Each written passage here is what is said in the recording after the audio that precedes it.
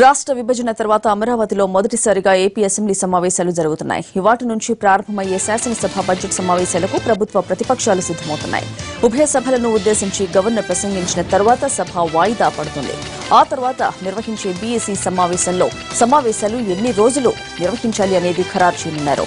ఈ నెల 13న సభలో బడ్జెట్ ప్రవేశపెడతారు. బడ్జెట్ సెషన్స్ తో పాటు సభ బయట ప్రతిపక్షాల ఆందోళనలు జరిగే అవకాశాలు కూడా ఉన్నాయి. మొత్తం మీద అమరావతిలో పొలిటికల్ హీట్ పెరగడం ఖాయంగా కనిపిస్తోంది.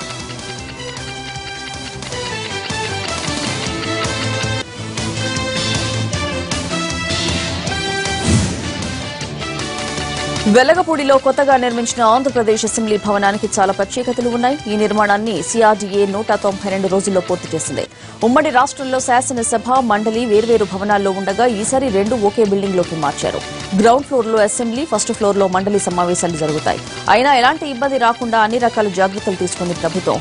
ఒకే భవనంలో 2 సభలు ఒకేసారి జరిగినా ఇబ్బందులు లేకుండా పక్కగా ఏర్పాటు చేసింది. చట్టసభల భవనానికి 4 ప్రధాన ద్వారాలు ఉన్నాయి. మొత్తం 231 మంది సభ్యులు కూర్చునేందుకు వీలుగా నిర్మాణం జరిగింది. మండలిలో 90 సీట్ల కోసం ఏర్పాట్లు జరిగాయి. మొత్తం మీద ఆధునిక హంగులతో సరికొత్తగా సిద్దమైంది నవ్యాంధ్ర చట్టసభ.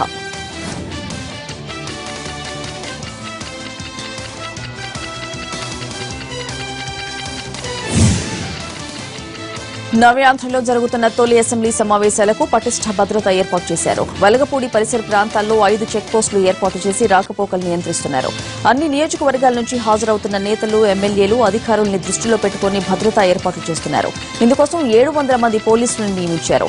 ఐజీ ఎన్ సంజయ్ పర్యవేక్షణలో అర్బన్, రూరల్ ఎస్పీల త్రిపాఠి, నారాయణ్ నాయకులు ఎవరి పరిధిలో వారు భద్రతా ఏర్పాట్లపై దృష్టి సారించారు. సీఎం, గవర్నర్ సహా హాజరయ్యే మంత్రులు, ఎమ్మెల్యేలను దృష్టిలో ఉంచుకుని ఆయా రూట్లలో బాంబ్ డాగ్ స్క్వాడ్ బృందాలు తనిఖీలు చేస్తున్నాయి.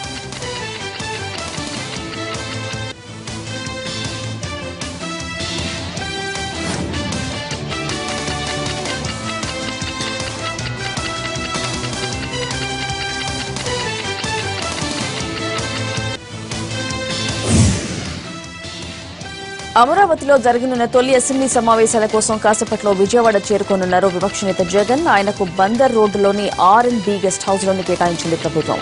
హైదరాబాద్ నుంచి గన్నవరం విమానాశ్రయానికి, అక్కడి నుంచి నేరుగా అతిథి గృహానికి వెళ్తారాయన. ఉదయం 9 గంటలకు వైఎస్ఆర్సీపీ శాసనసభ పక్ష సమావేశం నిర్వహిస్తారు. సభలో పార్టీ వ్యూహంపై చర్చించాక ఎమ్మెల్యేలందరితో కలిసి వెలగపూడి బయలుదేరతారు ప్రతిపక్ష నేత.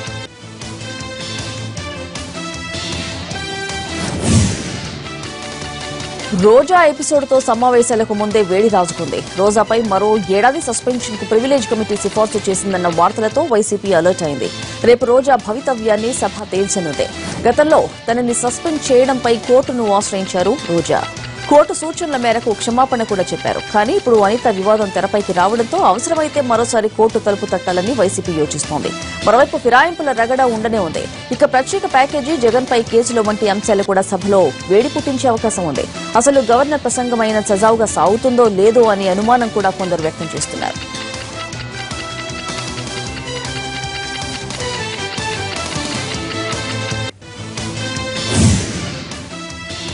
ఏపీలో ఎమ్మెల్యే కోటా, ఎమ్మెల్సీ అభ్యర్థులు ప్రకటించింది టీడీపీ. బత్సుల అర్జునుడు, డొక్క మాణిక్యవరప్రసాద్, పోతుల సునీత, కన్నం బలరాంను ఎమ్మెల్సీ అభ్యర్థులుగా ప్రకటించారు. అమరావతిలో దీనిపై కసరత్తు చేసిన సీఎం చంద్రబాబు ఇప్పటికే ఎమ్మెల్యే కోటా, ఎమ్మెల్సీ అభ్యర్థిగా లోకేష్ ను ప్రకటించారు. మిగిలిన 4 సీట్లను తాజాగా ఖరారు చేశారు. కమ్మ, బీసీ, ఎస్సీ వర్గాలకు ప్రాధాన్యమిచ్చారు. ఇక 6వ సీటు కోసం పోటీ చేయాలా వద్దా అనే అంశంపై చర్చ జరిగింది.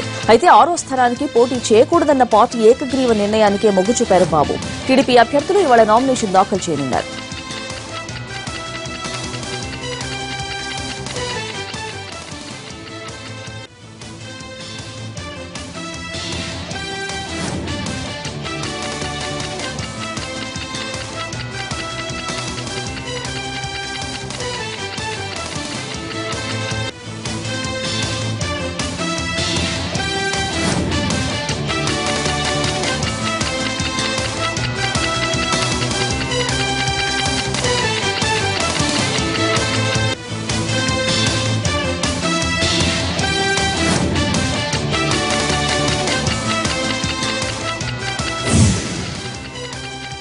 తెలంగాణలో మొత్తం 7 ఎమ్మెల్సీ స్థానాలకు టీఆర్ఎస్ అభ్యర్థుల్ని ప్రకటించింది. ఎమ్మెల్యే కోటా కింద 3 స్థానాలకు, స్థానిక సంస్థల కోటాలో 1, ఉపాధ్యాయుల కోటాలో 1 స్థానానికి ఎన్నిక కోసం నోటిఫికేషన్ వెలువడింది. త్వరలో గవర్నర్ కోటాలో 2 ఎమ్మెల్సీ స్థానాలు ఖాళీ అవుతున్నాయి. ఎమ్మెల్యే కోటా ఎమ్మెల్సీ అభ్యర్థులుగా పుల్లల గంగాధర్ గౌడ్, ఎలిమినేట్ కృష్ణారెడ్డి, పైనంపల్లి హనుమంతరావుకు ఛాన్స్ దక్కింది. గవర్నర్ కోటా 2 స్థానాలకు రాజేశ్వరరావు, ఫారూక్ హుస్సేన్ పేర్లు ఖరారయ్యాయి. స్థానిక సంస్థల కోటాలో మిత్రపక్షమైన ఎంఐఎంకు సయ్యద్ అమీనుల్ జాఫ్రీకి టీఆర్ఎస్ మద్దతు ఇచ్చింది. ఉపాధ్యాయ కోటాలో ఎమ్మెల్సీ అభ్యర్థిగా కాటపల్లి జనార్దన్ రెడ్డిని ఇప్పటికే ప్రకటించారు కేసీఆర్. 7 ఎమ్మెల్సీ స్థానాల్లో ముస్లింలకు 2, రెడ్డి సామాజిక వర్గానికి 2, బీసీలకు 1, క్రిస్టియన్లకు 1, వెలమ సామాజిక వర్గానికి 1 చొప్పున దక్కాయి. ఎమ్మెల్యే కోటా ఎమ్మెల్సీ స్థానాలకు టీఆర్ఎస్ అభ్యర్థులు ఇవాళ నామినేషన్ దాఖలు చేయనున్నారు. పాలమూరు రంగారెడ్డి ప్రాజెక్టుపై కొన్నాళ్లుగా వివాదం నడుస్తోంది. ప్రజాధనాన్ని వృధా చేస్తున్నారని కాంగ్రెస్ ఆరోపిస్తుంటే ప్రతిపక్షాలు ప్రాజెక్టులు అడ్డుకుంటున్నాయని టీఆర్ఎస్ ప్రచారం చేస్తోంది. దీంతో ప్రభుత్వ ఆరోపణల్లో నిజమెంతో ప్రజలకు వివరించాలని కాంగ్రెస్ డిసైడ్ అయింది.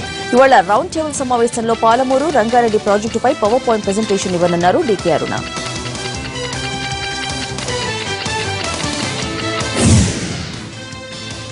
5 రాష్ట్రాల అసెంబ్లీ ఎన్నికలు తుది అంకానికి చేరుకున్నాయి. ఉత్తరప్రదేశ్, మణిపూర్లో చివరి దశ పోలింగ్కు ప్రచారం నీటితో ముగియనుంది. ప్రధానమంత్రి మోడీ ప్రాతినిధ్యం వహిస్తున్న వారణాసి నియోజకవర్గం కూడా చివరి దశ జాబితాలోనే ఉంది. బుధవారం జరిగే పోలింగ్తో ఓటింగ్ ప్రక్రియ పూర్తవుతుంది. 5 రాష్ట్రాల ఎన్నికల ఫలితాలు మార్చి 11న విడుదలవుతాయి.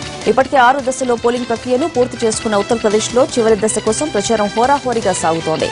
మోడీకి ప్రతిష్టాత్మకం కావడంతో బీజేపీ నేతలు, కేంద్ర మంత్రులు వారణాసిలో ప్రచారాన్ని మరింత పెంచారు. అటు సమాజ్వాదీ పార్టీ, కాంగ్రెస్ కూటమితో పాటు మాయావతికి చెందిన బీఎస్పీ కూడా హోరాహోరీగా ప్రచారం నిర్వహిస్తున్నాయి.